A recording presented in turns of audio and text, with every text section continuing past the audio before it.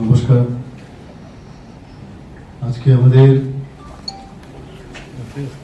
এখানে যে সাংবাদিক সম্মেলন আমাদের পার্টি অফিসে, সেই সাংবাদিক সম্মেলনে যারা এখানে সাংবাদিকগণ উপস্থিত হয়েছেন সবাইকে আমি স্বাগত জানাচ্ছি। এবং আজকের এই প্রেস মিটে আমাদের মাঝে উপস্থিত আছেন আমাদের যে প্রাক্তন যিনি ইস্ট কনস্টিটিউয়েন্সির মাননীয় সাংসদ শ্রী রেবতী ত্রিপুরা মহোদয়, এবং এখানে উপস্থিত আছেন ইন্টেলেকচুয়াল সেলের যিনি কনভেনার ডক্টর জওহরলাল সাহা মহোদয়, এখানে উপস্থিত আছেন জেলা সভাধিপতি আমাদের সিপাহীজলা ডিস্ট্রিক্টের শ্রীমতী সুপ্রিয়া দাস দত্ত মহোদয়, তাছাড়া মিডিয়া যিনি ইনচার্জ, যিনি প্রথমেই এখানে সম্বোধন করেছেন শ্রী সুনীত সরকার মহোদয়।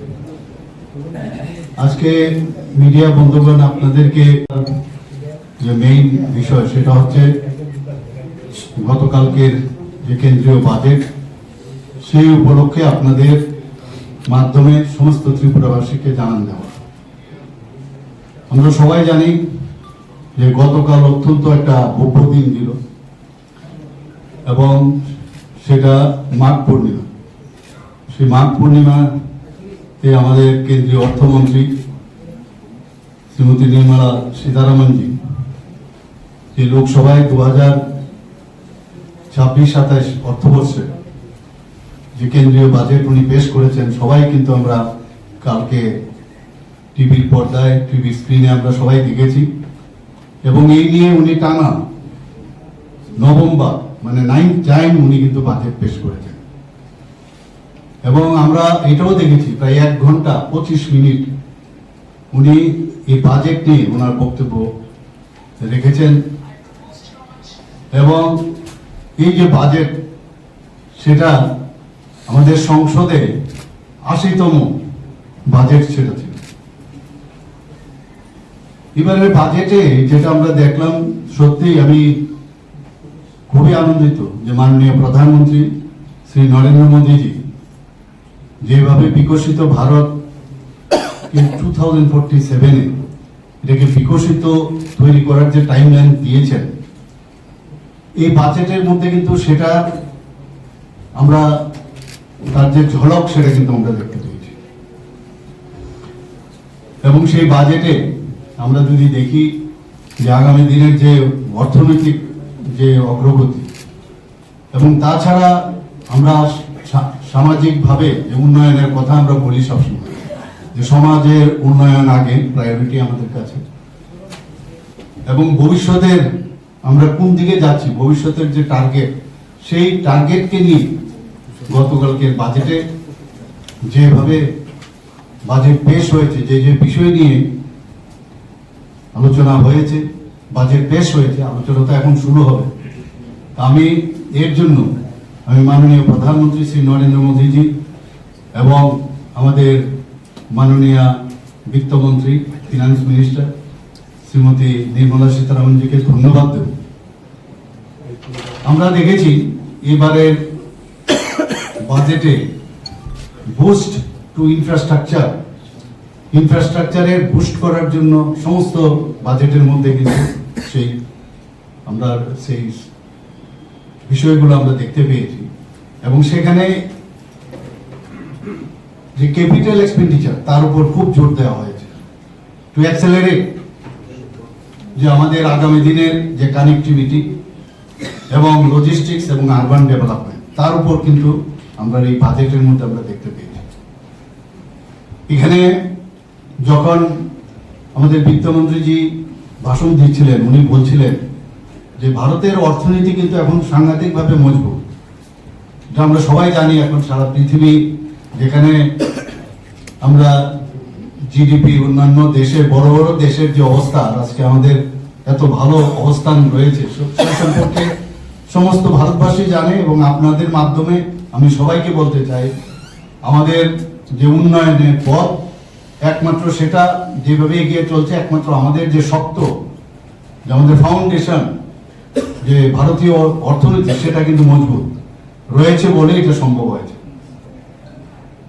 এবং মাননীয় প্রধানমন্ত্রীজি যে ওনার যে চিন্তা ভাবনা, যে একটা উন্নত রাষ্ট্রে পরিণত করা, সেটা কিন্তু এই বাজেটের, গতকালকের বাজেটে সেটা কিন্তু সুস্পষ্ট। আজকে সবকা সাথ সবকা বিকাশ, বিশ্বাস আর তার প্রয়াস, সেটাও কিন্তু কালকে আমরা দেখতে পেয়েছি। শুধু তাই নয়, প্রতিটি ফ্যামিলি তাদের যাতে আয় বৃদ্ধি হয় এবং প্রত্যেক মানুষের যাতে তাদের আর্থসামাজিক উন্নয়ন, মান সম্মান সব দিক দিয়ে তাদের উন্নয়ন হয়, সেই দিকেও এই বাজেটে আমরা দেখতে পেয়েছি।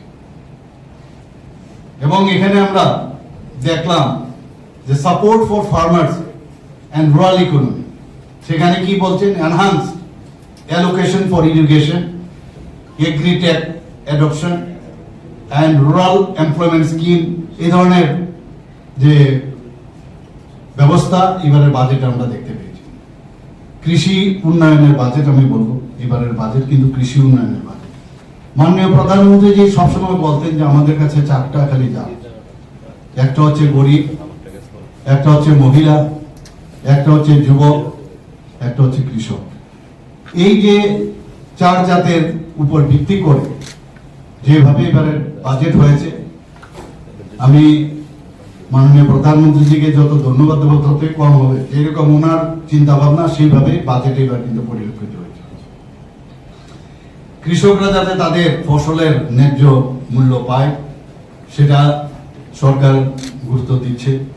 কৃষি পরিকাঠামো যাতে আরো শক্তিশালী হয়, ইনফ্রাস্ট্রাকচার যাতে আরো স্ট্রং হয়, সেই দিকেও নজর দেওয়া হয়েছে।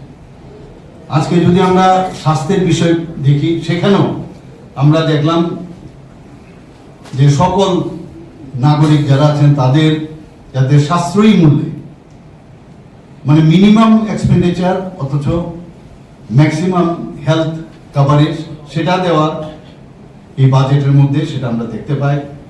এবং সেখানে যাতে স্ট্যান্ডার্ডাইজ যে হেলথ পরিষেবা, সেটা নিশ্চিত করার অঙ্গীকার কিন্তু আমরা সেই বাজেটে আমরা দেখতে পাচ্ছি।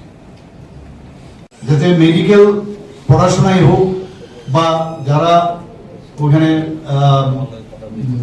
ট্রিটমেন্ট নিতে যায়, সেখানে টিডিএস রেট কিন্তু অনেকটা কম করে দিয়েছে।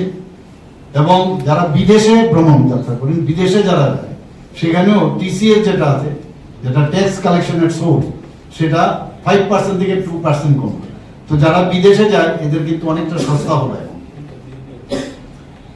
Major push to employment incentive textile সেক্টরে দেওয়া হয়েছে, মেগা টেক্সটাইল হাব হচ্ছে।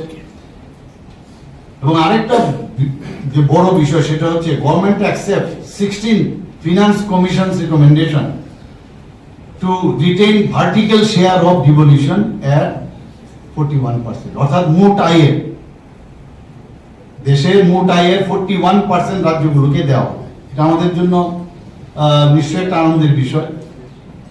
এবং আমার মনে হয় এবারের যে বাজেট, এটা সত্যিকারের অর্থেই এটা জনমুখী বাজেট, সাধারণ মানুষের বাজেট, এবং সমস্ত মানুষ সেটাকে অ্যাকসেপ্ট করছে, স্বাগত জানাচ্ছে।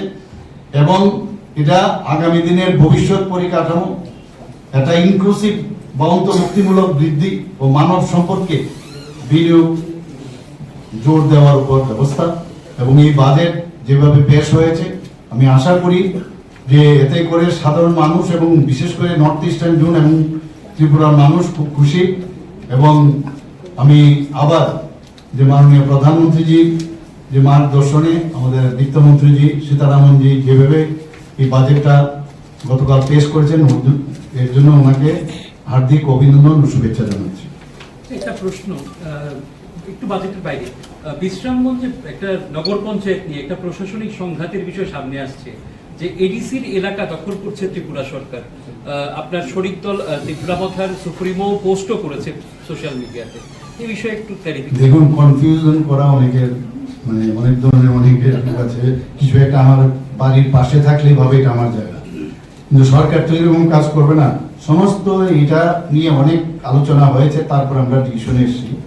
সেখানে জিপি খালি আছে, মানে পঞ্চায়েত থেকে, কিন্তু শুধু পঞ্চায়েত ডিপার্টমেন্ট থেকেই সেটাকে এনওসি দিয়েছে। বিসির কোনো প্রশ্নই আসে না, কিন্তু বিসির কোনো টাচ, মানে কোনো জায়গায় টাচ নেই। কাজেই এটাকে মানে ইচ্ছে করেই এটা ইয়ে করার জন্য, কনফিউজ করার জন্য এটা বলছে, আসলে সেরকম